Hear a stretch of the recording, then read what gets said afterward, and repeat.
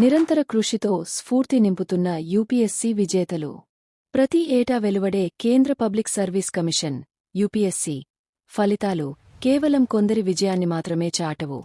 అవి వారి అంకితభావం, పట్టుదల మరియు అచంచలమైన విశ్వాసానికి ప్రతీకలుగా నిలుస్తాయి. ముఖ్యంగా సామాజిక, ఆర్థిక ఇబ్బందులను ఎదుర్కొంటూ ముస్లిం వర్గానికి చెందిన యువతీ యువకులు సాధిస్తున్న విజయాలు దేశవ్యాప్తంగా ఒక గొప్ప స్ఫూర్తిని నింపుతున్నాయి. దేశ ప్రగతిలో భాగస్వాములు కావాలనే వారి తపన, అడ్డంకులను అధిగమించి వారు సాగిస్తున్న ప్రయాణం ప్రశంసనీయం. సివిల్ సర్వీసెస్ ఒక సేవా వేదిక. భారతీయ సివిల్ సర్వీసెస్ అనేది కేవలం ఒక ఉన్నతమైన ఉద్యోగం మాత్రమే కాదు.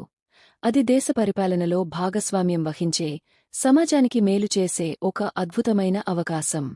ముస్లిం యువత ఈ పరీక్షల్లో రాణించినప్పుడు అది కేవలం ఒక వ్యక్తిగత విజయం కాక, విద్యపై ఆ తరం పెట్టుకున్న నమ్మకానికి నిదర్శనంగా మారుతోంది.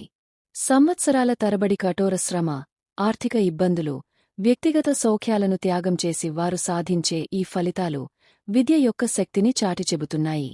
వృత్తి ఏదైనా, గౌరవం ఒక్కటే.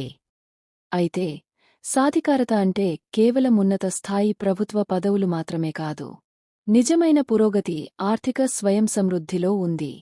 ప్రతి ఒక్కరికీ ప్రభుత్వ ఉద్యోగం రాకపోవచ్చు, కాని నైపుణ్యం కలిగిన ప్రతి చేతికి గౌరవం లభించాలి. ఒక ఇంజనీర్ లేదా అధికారి సమాజానికి ఎంత అవసరమో, ఒక నైపుణ్యం గల టెక్నీషియన్, మెకానిక్ లేదా వృత్తి కళాకారుడు కూడా అంతే ముఖ్యం. ఏ పనైనా నిజాయితీగా చేసినప్పుడు అందులో దైవత్వం ఉంటుంది. చట్టబద్ధమైన మార్గంలో కష్టపడి సంపాదించే ప్రతి వృత్తి గౌరవప్రదమైనదే. ధార్మిక బోధనలు, శ్రమ ప్రాధాన్యత. మత బోధనలు కూడా పని యొక్క విలువను, స్వయం సమృద్ధిని గొప్పగా చాటుతున్నాయి. ప్రవక్త ముహమ్మద్ సల్లల్లాహు అలైహి వసల్లం వారి జీవితమే దీనికి ఒక గొప్ప ఉదాహరణ. ప్రవక్త కాకముందు ఆయన ఒక నిజాయితీ గల వ్యాపారిగా గుర్తింపు పొందారు. తన స్వహస్తాలతో కష్టపడి సంపాదించి తినే ఆహారమే అత్యంత శ్రేష్టమైనది అని ఆయన బోధించారు.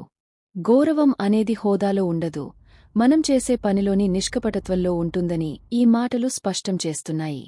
విద్య, ఆలోచనా విధానంలో మార్పు. విద్య అంటే కేవలం డిగ్రీలు పొందడం కాదు, అది క్రమశిక్షణను, నైపుణ్యాన్ని మరియు వివేకాన్ని ప్రసాదించాలి.